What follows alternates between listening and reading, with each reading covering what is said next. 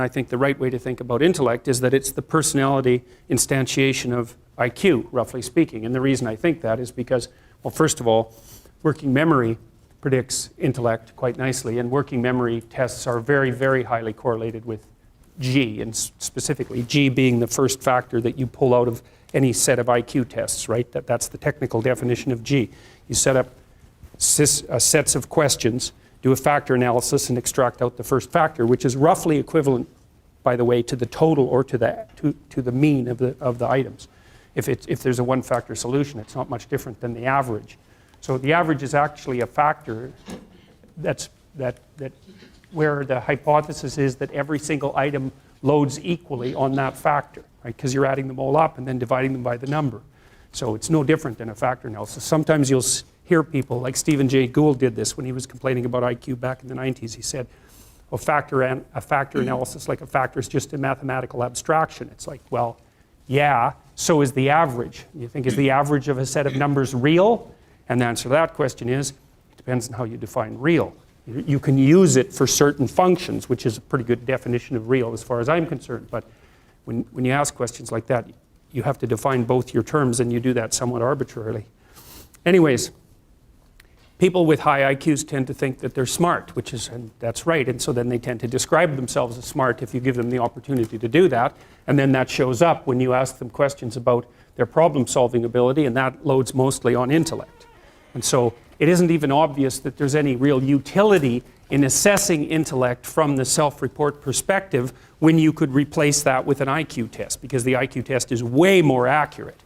So, but that gives you some sense. You think about the whole five-factor model, you know where intelligence slots. It slots in underneath openness. Now, the openness, proper part of openness to experience, which I tend to think about as creativity, you can use that at least as a shorthand to sort of aid your understanding in what it is.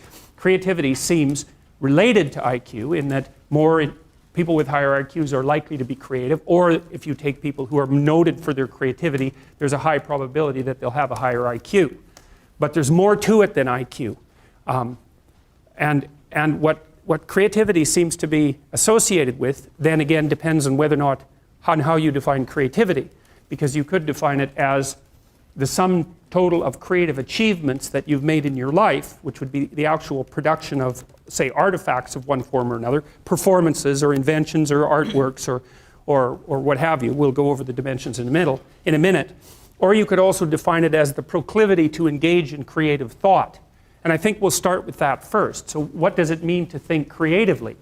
It's sort of like, it's something like this. You imagine that I tossed you out an idea, and there's some probability that when I toss you that idea, that will trigger off other ideas in your imagination. So you could think about it as a threshold issue. If you're not very creative, I'll throw you an idea, and hardly any other ideas will be triggered, and the ones that will be triggered are going to be very closely associated with that initial idea. So let's say I tossed each of you an idea, and I asked you to tell me the first thing that comes to mind. Okay, so what we would see first is that the first thing that comes to mind for you, the first thing that comes to mind in all likelihood would be shared by many of you. Okay, so then you could think about that as a common response, right? And so that's a less creative response. And then there'll be some things that come to mind for you that are so idiosyncratic that you're the only person that thinks it and no one can understand it. Well, that's also not exactly creative, because the thing that for something to be creative, it has to be novel and useful at the same time. That's sort of a rough definition. Something creative is novel and useful.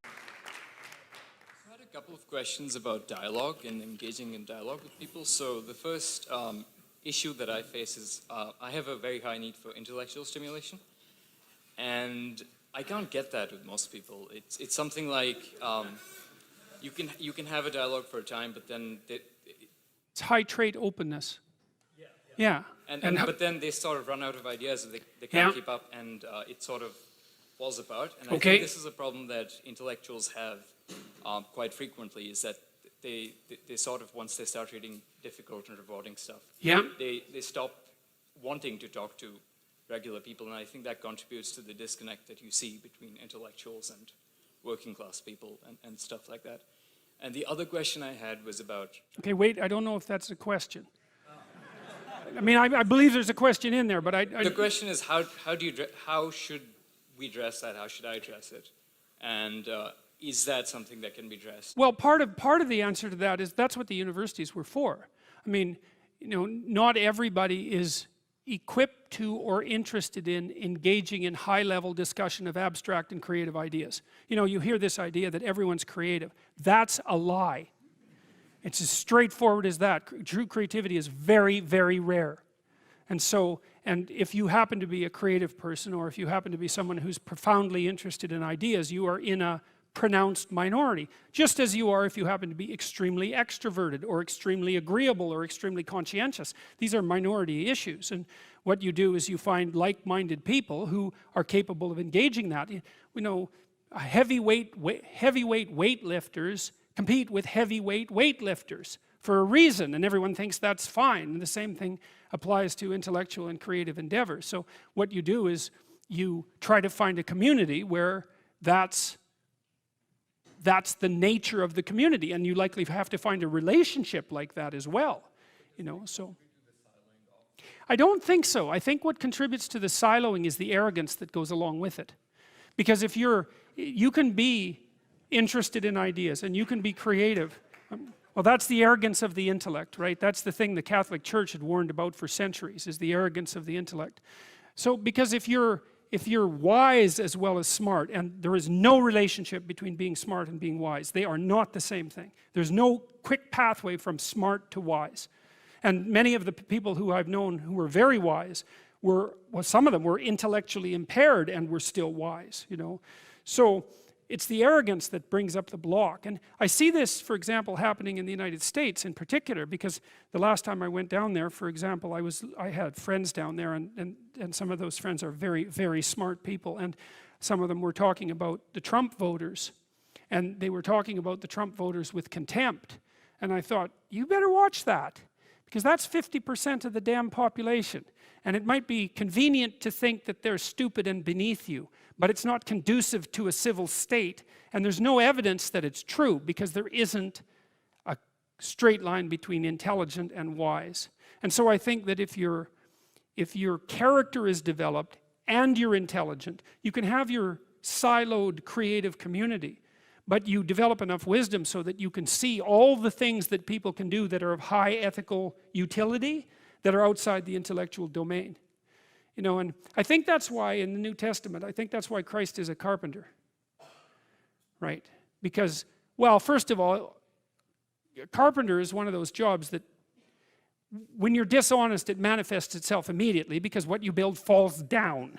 And so if you're an honest carpenter, you build a good house. So there's a nice metaphor there. But it's also a warning, in some sense, against the equation of intellectual brilliance with moral superiority. And so if the intellects would drop their moral superiority, and fat chance there is of that, then the divide between the working class, say, and the elite would resolve. And there's every reason to have respect for decent working class people. I mean, it's on their labor, as the left-wingers at least hypothetically agree, that the entire edifice of the culture is resting. So you can have your cake and eat it too, but you have to not assume that your niche makes you superior. And it's very difficult for smart people, especially smart.